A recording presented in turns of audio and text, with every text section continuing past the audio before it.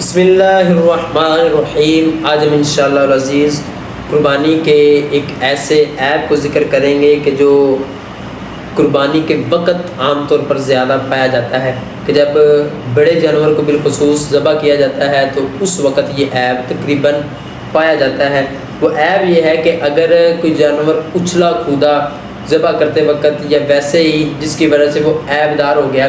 تو کیا اب اس جانور کی قربانی ہو جائے گی یا نیا جانور لانا پڑے گا؟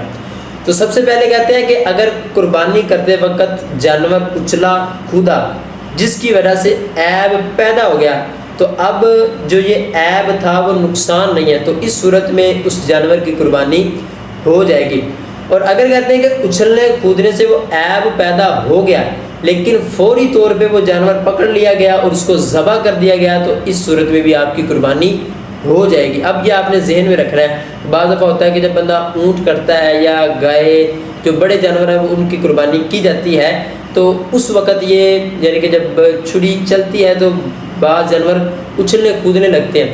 تو اگر تو وہ فوری طور پہ پکڑ لیا اور ذبح کر دیا تو آپ کی قربانی ہو جائے گی۔